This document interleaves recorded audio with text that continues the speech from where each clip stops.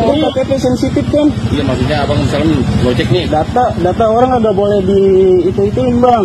Ini bang, KTP banyak bang. KTP banyak yang pada ketinggalan. Nah iya, kalau ketinggalan siapa yang tanggung jawab? Ya abang kesini, ya kan, nanti gini aja. Nanti pas nanti itu abang takutnya ketinggalan, abang print KTP abang, jadi ngasihnya printan aja, nah aslinya. Itu, kalau misalnya posisi abang nggak mau ngasih KTP. Maksudnya dia apa ngajak-ngajak orang berantem? Ya kita kan udah baik-baik ngomongnya. Bang, situ bang, biar saya kelarin dia bang. Turun. Maksud lu apa nyolek-nyolek? Maksudnya apa? Ini udah kekerasan loh. Iya, udah kekerasan loh. Oke, sekarang saya berikan edukasi ya terkait masalah ngumpulin KTP orang lain tanpa izin ya. Karena sekarang baru saja juga dibahas di DPR bahwasanya untuk ngumpulin data KTP orang lain itu baik itu lembaga dan apapun itu harus ada izin resmi. Apabila tidak ada izin resmi minimal itu ada surat pernyataan kesediaan tertulis dari orang yang punya KTP minimal ya.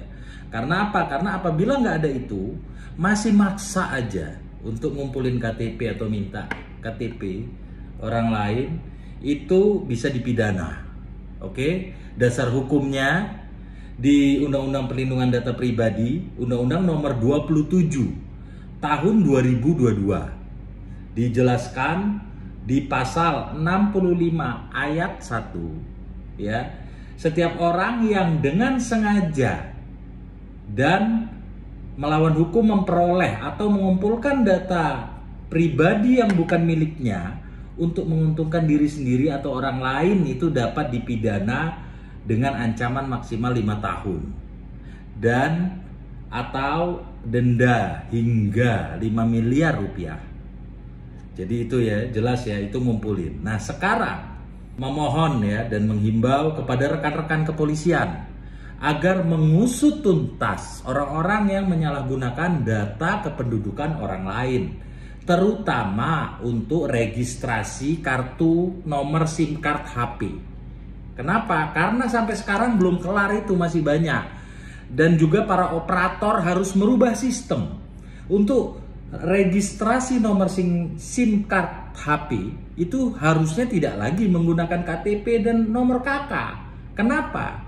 Karena tidak ada orang yang tidak menggunakan teknologi sekarang. Dan kejahatan terbanyak adalah kejahatan yang menggunakan teknologi. Oleh karenanya untuk para penyedia perusahaan SIM card operator harusnya registrasinya sudah menggunakan biometrik wajah atau apapun yang sifatnya melekat, supaya tahu nomor HP ini miliknya ini aja. Kenapa? Karena masih banyak, kita bisa cek ya di website seperti website operator untuk ngecek data NIK dan KK. Ternyata data NIK dan KK saya aja, nomor HP-nya banyak yang saya nggak tahu itu nomor HP siapa. Artinya mohon kepada pihak kepolisian untuk mengusut tuntas hal ini sampai tuntas. Kenapa? Karena jelas ini ancamannya bukan lagi di atas 5 tahun. Di Undang-Undang Administrasi Kependudukan, Adminduk, Undang-Undang Nomor 24 Tahun 2013, ya, itu berbunyi di pasal 96A, setiap orang yang tanpa hak, ya, mencetak atau menggunakan data kependudukan secara tidak sah, ya, secara tidak sah, itu bisa dipidana paling lama penjaranya 10 tahun dan atau denda paling banyak 1 miliar rupiah 10 tahun kalau menggunakan data SIM card orang. Jadi tolong pihak kepolisian mulai merazia pedagang-pedagang SIM card nomor-nomor cantik itu, kan kadang sudah on itu, udah terregistrasi NIK dan KK. Punya siapa itu NIK-nya? Ngambil dari mana itu datanya? Ya, ini sangat darurat, genting, perlu, undang-undangnya juga sudah ada, tinggal penegak hukumnya kerjanya yang benar. Karena saya sendiri pengacara, ya, saya cek ya di website operator, NIK dan KK saya itu banyak terhubung di nomor HP yang saya nggak saya kenal. Dan saya minta rekan-rekan untuk membantu mensosialisasikan video ini, tujuannya hanya untuk edukasi dan untuk segera masalah ini tuntas, juga undang-undangnya bisa ditegakkan. Oke, saya rasa seperti itu. Terima kasih, semoga bermanfaat.